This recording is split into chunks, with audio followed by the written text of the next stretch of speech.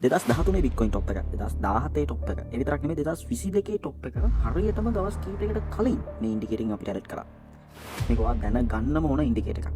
මේ පයි cycle top indicator එක. පයි cycle top indicator එක ක්‍රියේට් කරන්නේ ෆිලිප් සිට්. මේක හරියම සරල ඉන්ඩිකේටර් එකක්. මේකේ 111 day moving average එකයි 350 day moving average එක අපි දෙකෙන් වැඩි කරලා ගන්නවා. මේ ඉන්ඩිකේටර් හැදිලා තියෙන්නේ මේ moving average දෙක එකතු වෙලා.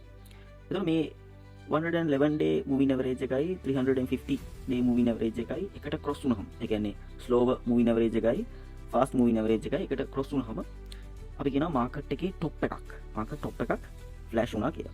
ඉතින් මේක හරි සරල ඉන්ඩිකේටර් එකක් අපිට මේකෙන් වෝනින් එකක් තමයි දෙන්නේ. දැන් ඇයි මේකට මේ පයි සයිකල් කියන නම දෙන්නේ? මේක මේ ෆිලිප්ට නිකන් හිතලා දාපු නමක් නෙමෙයි. පයි කියන්නේ අපි දන්නවා වෘත්තයක වට ප්‍රමාණය. ඒ කියන්නේ සර්කම්ෆරන්ස් එකයි විස්කම්බය නැත්නම් ඩයමීටර් එකයි අතර තියෙන සම්බන්ධය. ඉතින් මේක අපි කියනවා 3.14 කියන අගේ අපි ගන්න. ඒ කියන්නේ දැන් සර්කම්ෆරන්ස් එක කියන්නේ ඩයමීටර් එක වගේ 3.14 ගුණයක් තියෙනවා. ඒ කියන්නේ වෘත්තයක විස්කම්බය වගේ 3.14 ගුණයක් වෘත්තේ වට ප්‍රමාණය. ඕනම වෘත්තයක මේක නියතයක්. ඒ කියන්නේ වෘත්තේ විස්කම්බය වගේ වෘත්තේ වට ප්‍රමාණය ගත්තොත් එහෙම හරි වෘත්තේ වට ප්‍රමාණය ගත්තොත් වෘත්තේ විස්කම්බය වගේ 3.14 ගුණයක් තියෙනවා. ඉතින් මේක සාමාන්‍ය අපි කතා කරන නීතිය. දැන් මේක තේරෙන්නේ නැත්නම් පොඩ්ඩක් අර පරණ මැත්ස් ලෙසන්ස් ටික පොඩ්ඩක් බලන්න ආයෙ ඔයගොල්ලන්ට මතක් වෙයි. දැන් මේ අපේ ඉන්ඩිකේටර් එකට කොහොමද මේක සම්බන්ධ වෙන්නේ? 350 ඔයගොල්ලෝ බෙදලා බලන්න 111යි. එතකොට ඔයගොල්ලන්ට එන්නේ 3.15 කියන අගය. ඒ කියන්නේ 3.14ට ගොඩක් සමාන අගයක් තමයි එන්නේ. ඉතින් ඒක නිසා තමයි මේකට අපි පයි කියන නම වැටිලා තියෙන්නේ. දැන් මේකෙන් ඇත්තටම පෙන්වන්නේ Bitcoin Emotion Circle කියන එක. Bitcoin Emotion Circle කියන්නේ මොකක්ද කියලා දන්නේ නැත්නම් පල්ලෙන් කමෙන්ට් එකක් දාන්න අපි ඊළඟ වීඩියෝ එකේ ඉගෙන කතා කරමු.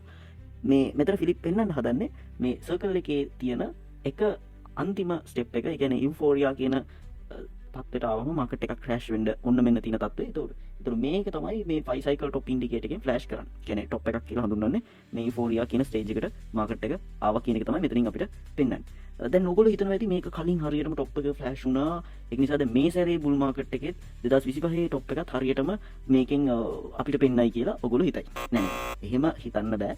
මොකද මේක නිකම්ම ටෙක්නිකල් ටූල් එකක්. ඒතර මේකේ කිසිම විදිහකට එළියේ තියෙන මැක්‍රෝ ඉකොනොමික් කන්ඩිෂන්ස් වත් ඔන් චේන් ඇක්ටිවිටීස් වත් මේක ට්‍රැක් කරන්නේ නැහැ. ඉතින් just නිකන් මූවින් ඇවරේජ් ක්‍රොස් එකකින් තමයි අපිට මේ টොප් එකක් කියලා පෙන්වන්නේ. ඒක නිසා මේක උනට වඩා විශ්වාස කරන්න අපිට බෑ. ඒක නිසා මේ සැරේ ගත්තොත් එහෙම පේන මානෙවත් තාම ක්‍රොස් එකක් වෙලා නැහැ. කියන්නේ තාම පයි සයිකල් টොප් ඉන්ඩිකේටර් එකකින් මාකට් টොප් එකක් කියලා අපිට පෙන්නලා නැහැ. ඒ වගේම මේකේ පයි සයිකල් බොටම් කියලා එකකුත් තියෙනවා. දැන් ඊළඟ ලෙසන් එකෙන් ඔයාලට ඕනේ ඊළඟ වීඩියෝ එකෙන් ඔයගලන්ට ඕනේ පයි සයිකල් බොටම් ඉන්ඩිකේටර් එකද නැත්නම් MVR Z-Co එකද? ඔයගොල්ලෝ පළවෙනි කමෙන්ට් එකක් දාන්න මම ඊළඟ වීඩියෝ එක ගෙනත් දෙන්න. ඔයගොල්ලන්ගේ කමෙන්ට්ස් බලන්න. එහෙනම් thank you very much මම ආශා